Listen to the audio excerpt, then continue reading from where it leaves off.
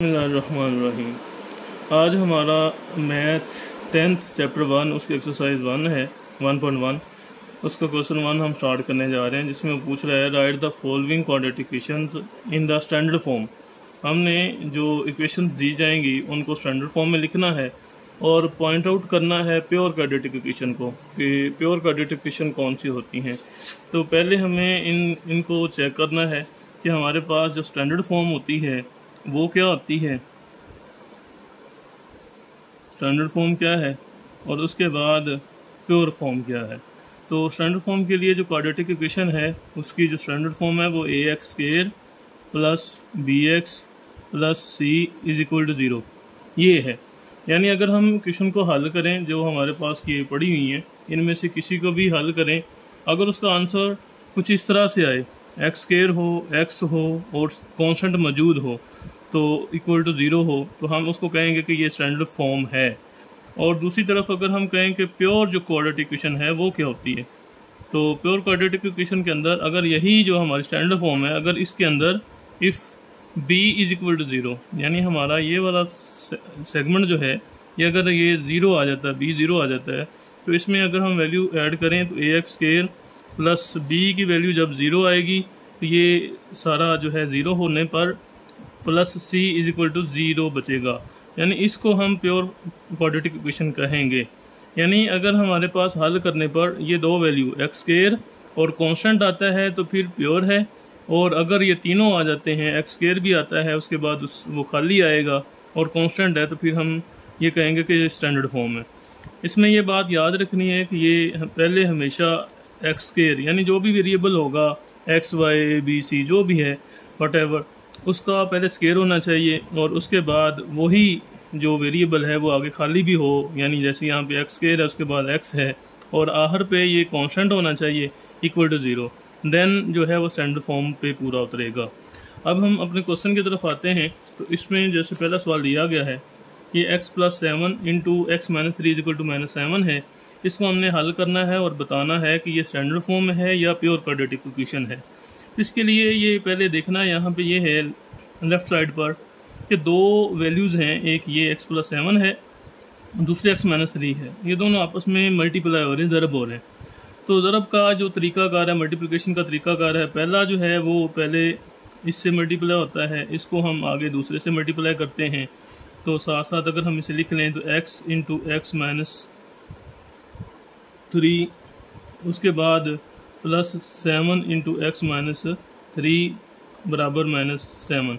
यानी एक तो ये है जैसे अभी ये लिखा है, पहला आपने रुकन लेना है, अगली पूरी ब्रैकेट से उसे मल्टीप्लाई कर देना है जैसे ये किया है।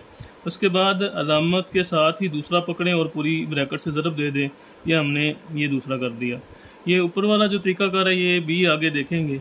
अब ये x और x मल्टीप्लिकेशन के बाद x² - 3x plus 7x plus minus 7 3 21 आ जाएगा बराबर -7।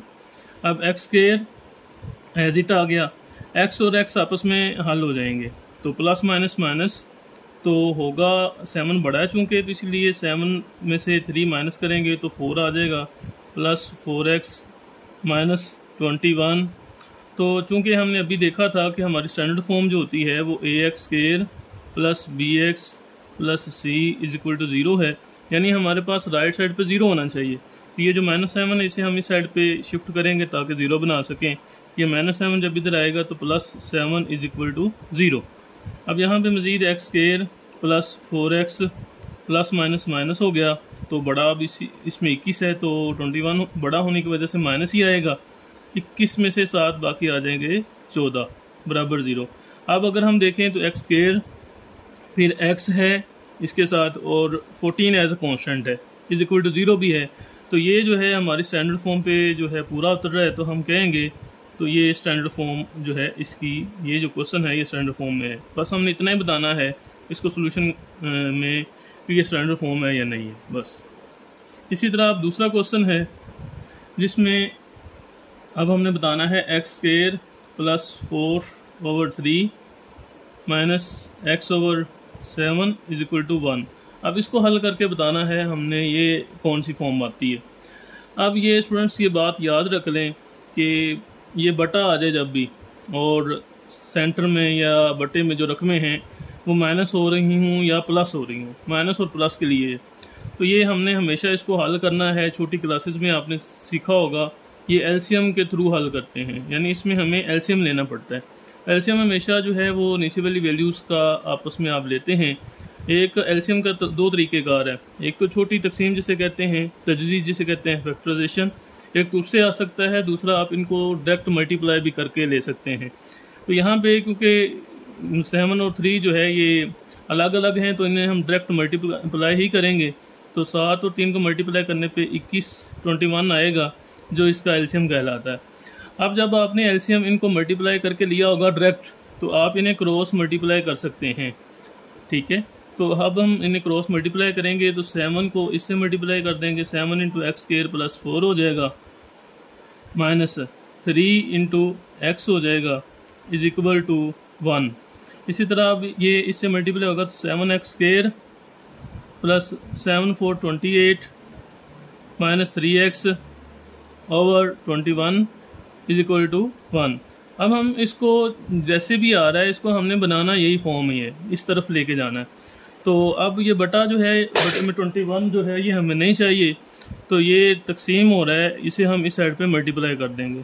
तो 7x² + 28 - 3x = 1 × 21, ये इस साइड पे मल्टीप्लाई हो गया। 7x² x² है, उसके बाद हमें x चाहिए तो -3x, उसके बाद ये कांस्टेंट की बारी है तो 28 एज अ कांस्टेंट है बराबर 21, 1 से मल्टीप्लाई होकर 21 आ गया। 7x² - 3x + 28 आगे 21 जो है हमें इस साइड पे नहीं चाहिए, इस साइड पे हमें 0 ही बनाना है। तो 21 प्लस है, इस साइड पे जब आएगा तो वो माइनस हो जाएगा = 0। अब 7x² - 3x प्लस ये दोनों आपस में हल हो सकते हैं। अब प्लस माइनस माइनस होगा, बड़ा 28 है, प्लस की साइन ही आएगी। 28 में से -21 करेंगे तो 7 बचेगा = 0। अब ये जो है हमारे पास चूँकि रिजेम्बलेंस रखता है स्टैंडर्ड फॉर्म के साथ, तो हम ये कहेंगे कि ये स्टैंडर्ड फॉर्म है। तो इस तरह से ये हमारा दूसरा क्वेश्चन हल हो गया। हाँ जी, अब क्वेश्चन नंबर 3 है x/x + 1 + x + 1/x है = 6। अब ये भी बटा है तो जमा है। हमने अभी यहाँ पे भी देखा था कि बटे में जब भी जमा नफ़ी आए तो हम एलसीएम लेते हैं, तो यहाँ पे भी हम एलसीएम लेंगे। तो जैसे भी ये दो जो बटे में वैल्यूज़ हैं दोनों डिफरेंट हैं, अगर आइडेंटिकल हों तो फिर हम उसकी तजज़ी करते हैं, अगर डिफरेंट हो तो हम मल्टीप्लाई करके ही एलसीएम ले लेते हैं। तो उन दोनों को जब हम एक साथ लिखेंगे मल्टीप्लाई करके तो ये एलसीएम आ जाएगा। तो अब यहाँ पे भी हमने ये डिस्कस किया था, जब मल्टीप्लाई करके एलसीएम लें तो क्रॉस मल्टीप्लाई कर सकते हैं। तो सेम यहाँ पे भी हम क्रॉस मल्टीप्लाई कर लेंगे, x और x मल्टीप्लाई होगा जब तो x² आ जाएगा, प्लस इसी तरह जब इसको क्रॉस मल्टीप्लाई करेंगे तो x + 1 और x + 1 दोनों सेम हैं, तो इसको दो दफ़ा भी लिख सकते हैं मल्टीप्लाई में, या इसका स्क्वायर भी बना सकते हैं, = 6 आ जाएगा। अब x² प्लस यहाँ पे ये स्क्वायर ओपन हो जाएगा। हमने छोटी क्लासेस में भी सबने पढ़ा हुआ है a + b होल स्क्वायर जब आता है a² + b² + 2ab, यानी इस फार्मूले से इसे ओपन कर लेते हैं। तो इसे हम ओपन करते हैं, हमारा यहाँ पे a x है और b 1 है, हम सपोज कर सकते हैं। वैसे भी x² प्लस दूसरे वैल्यू जो है 1 का स्केल लेंगे तो 1 नहीं आएगा, प्लस 2 यहाँ पे फार्मूले का है 2 आ गया, और x और 1 मल्टीप्लाई होके 2x ही बनेगा, ओवर आ जाएगा। इनको भी मल्टीप्लाई अगर हम करते हैं, ये भी कर लें, x² प्लस x1 से मल्टीप्लाई होगा तो x आ जाएगा बराबर 6। हमारा असल जो मोटिव है वो हमें इसको स्टैंडर्ड फॉर्म या प्योर फॉर्म बनाना है, बस यही है। अब इसमें ये बटे वाली जो वैल्यू है इसे हम साइड पे शिफ्ट कर देंगे, तो x² और x² आपस में हल हो जाएंगे तो 2x² आ जाएगा। इसी तरह प्लस तरतीब साथ लगा दें, 2x आ गया प्लस 1 = 6 इंटू ये डिवाइड हो रही है तो इस साइड पे मल्टीप्लाई कर दें x² प्लस x।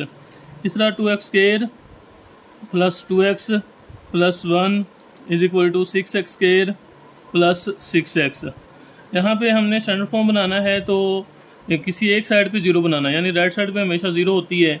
अगर अब हम यहाँ से इनको उठा के इस साइड पे लेके आएंगे तो ये कैपिटल बड़ा होने की वजह से, 6 बड़ा होने की वजह से इसके साथ माइनस आएगा, जो स्टैंडर्ड फॉर्म में कोशिश यही करनी है, माइनस आ जाए कोई मसला तो नहीं है, लेकिन कोशिश करें कि जो ए है या पहली वैल्यू जो हो वो प्लस की हो तो बेहतर है। तो हम इस तरह ये करेंगे कि इनको उठा के, इन वैल्यूज़ को उठा के इस साइड पे ले आते हैं ताकि वो माइनस से बच सकें। तो 0 इधर बचेगा क्योंकि हमने इन सबको उधर ले जाना है। तो 6x² आ गया, ये ऑलरेडी इस साइड पे है। 2x² को जब आप इस साइड पे लेके जाएंगे तो -2x² हो जाएगा। इस तरह +6x ऑलरेडी इस साइड पे है, तो इस तरह +2x है इस साइड पे आएगा तो 2x हो जाएगा माइनस का, +1 है इस साइड पे -1 हो जाएगा। ये साइन लगा के आप वैल्यूज सेट कर सकते हैं। 6x² में से 2x² गए, बाकी आ जाएगा 4x²। सेम +6x में से -2x करेंगे तो 4x आ जाएगा, -1 आ गया =0। अब अगर हम इस क्वेश्चन पे नज़र दौड़ाएँ तो ये भी x² x और कॉन्स्टेंट पर मुश्तमिल है, तो ये भी हमारी स्टैंडर्ड फॉर्म है। हाँ जी, आगे क्वेश्चन नंबर 4 है, तो उसकी वैल्यू ये हमारे पास है। इसको भी हमने स्टैंडर्ड फॉर्म या प्योर फॉर्म बनाना है।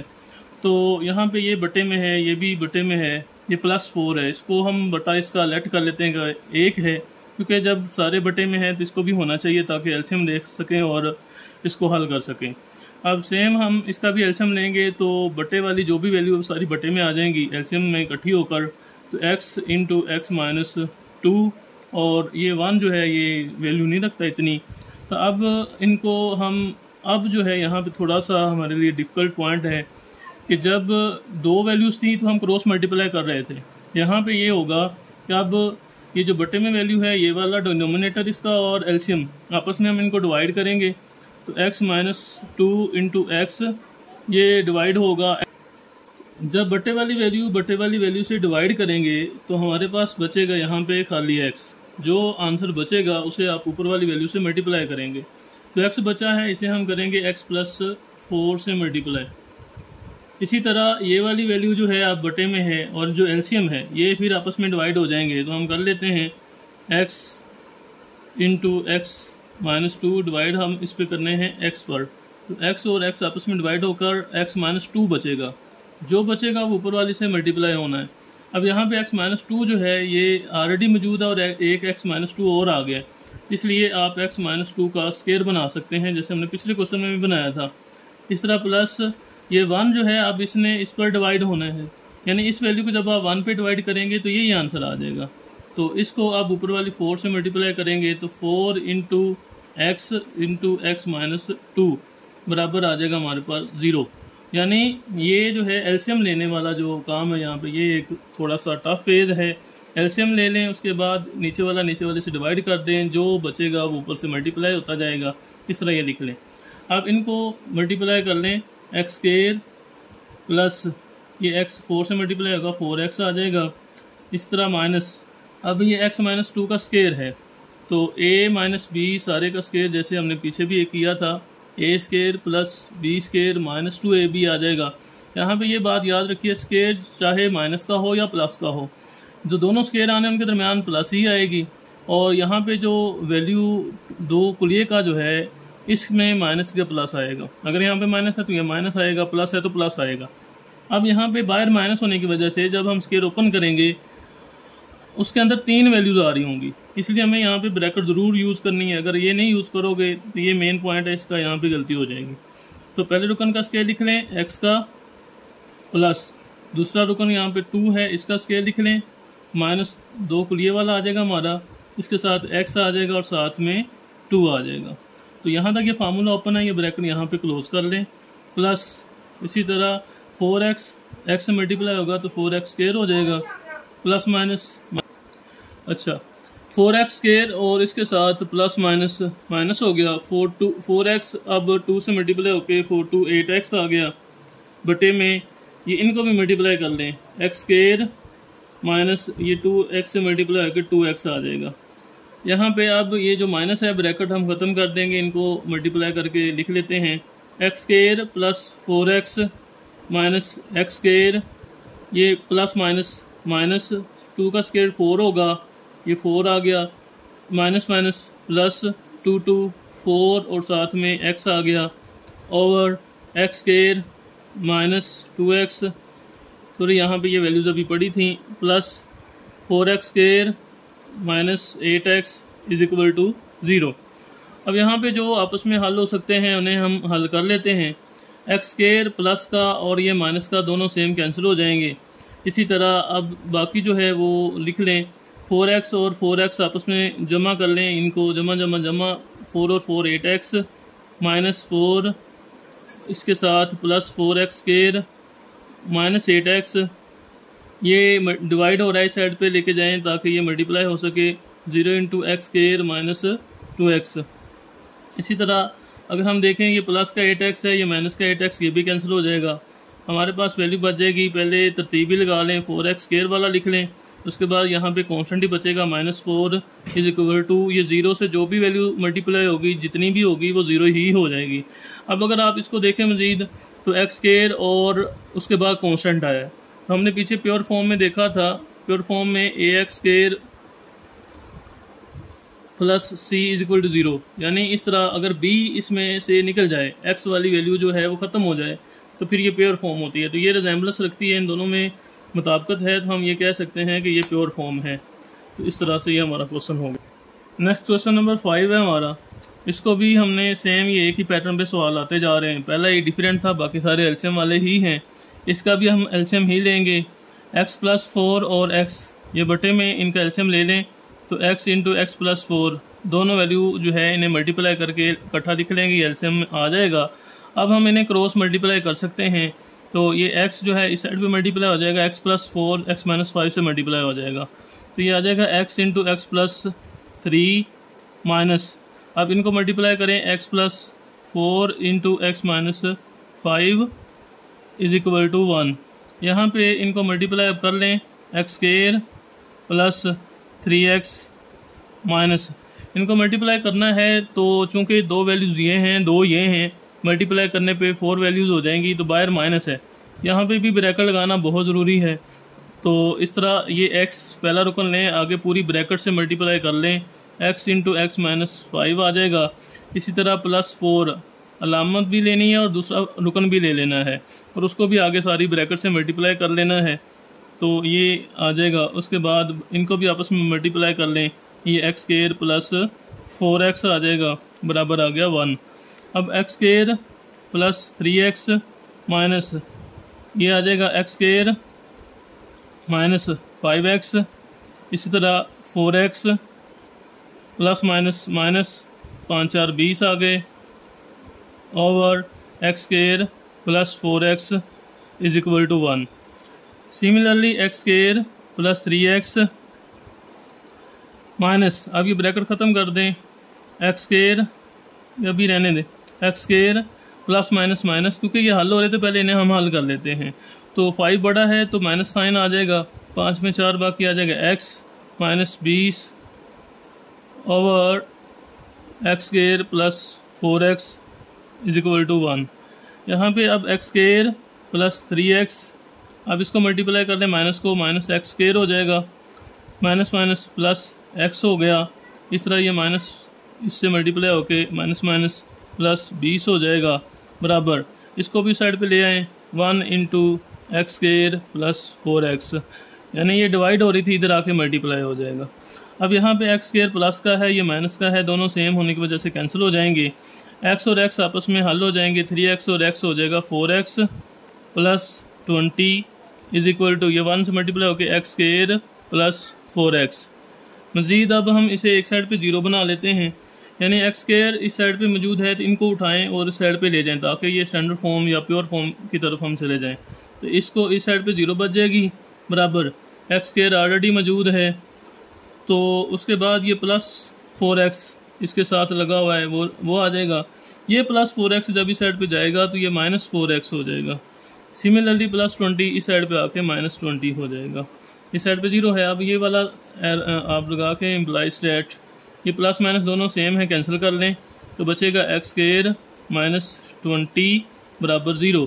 अब ये भी जो है हमारे तरह जैसे पीछे जो क्वेश्चन आया था उसमें सेम ये भी उसी तरह का ही है, यानी b इसमें जो x वाला सेगमेंट है वो गायब है, इस तरह से ये भी प्योर फॉर्म होगी और हम इसको लिख देंगे कि प्योर फॉर्म है। अच्छा, पहले क्वेश्चन का क्वेश्चन 1 जो है उसका लास्ट पार्ट है। अब इसमें भी हमने सेम एलसीएम ही लेना है, तो x प्लस 2 और x प्लस 3 इसके एलसीएम में आ जाएंगे, दोनों वैल्यूज़ बटे वाली। तो क्रॉस मल्टीप्लाई कर लें, x plus 1 into x plus 3 plus x plus 2 same है तो इसका स्क्वायर ही बना लें, इज इक्वल टू 25/12। अब इन्हें मल्टीप्लाई करने का तरीकाकार पीछे भी हमने देखा है। पहली रुकन को लेना है, आगे पूरी ब्रैकेट से मल्टीप्लाई कर लें, x into x plus 3 plus 1, आगे इसको लें और पूरी ब्रैकेट से मल्टीप्लाई कर लें, plus 1 into x plus 3 plus इसका स्क्वायर ओपन करें, x स्क्वायर आ जाएगा, प्लस 2 का स्क्वायर 4 हो जाएगा, 2 कुलिये वाला पहला रुकन और दूसरा रुकन मिला के 4x बन जाएगा। बटे में इनको भी मल्टीप्लाई अब कर लें, x into x plus 3 plus 2, आगे दूसरा रुकन लेना है, इसे भी पूरी ब्रैकेट से ज़रब देंगे तो 2 into x plus 3 is equal to 25/12। अब इनको मल्टीप्लाई करें तो x स्क्वायर आ जाएगा, प्लस 3x आ जाएगा, प्लस x1 x आ गया, प्लस 3 3 आ गया, plus x square plus 4 plus 4x over इन्हें मल्टीप्लाई करेंगे तो x स्क्वायर आ गया, प्लस 3x आ जाएगा, प्लस 2x आ जाएगा, प्लस 3 2 6 होगा, इज इक्वल टू 25/12। मैं सिंपलीफाई करते जाएं, एक्स स्क्वायर और एक्स स्क्वायर इन्हें आपस में हम हल कर लेंगे तो 2x स्क्वायर हो जाएगा, वो दोनों प्लस हो रहे हैं। इस तरह plus 3x plus x 4x हो गया और ये 4x प्लस 8x आ जाएगा। सिमिलरली 3 और 4 ये प्लस हो रहे हैं आपस में तो ये 7 आ जाएगा, over x square plus 3 2 5x आ जाएगा, प्लस 6 इज इक्वल टू 25/12। अब आगे इनका एक ही तरीकाकार है कि इसे उठा आप लेके उस साइड पे ले जाएं, तो वो भी बेहतर नहीं है, फिर 12 का हमें बंदोबस्त करना होगा। तो इससे बेहतर है कि जब बटे में 2 वैल्यूज़ आ जाएं और सेंटर में इक्वल टू का साइन हो तो आप इन्हें क्रॉस मल्टीप्लाई कर सकते हैं, यानी बाय क्रॉस मल्टीप्लाइंग।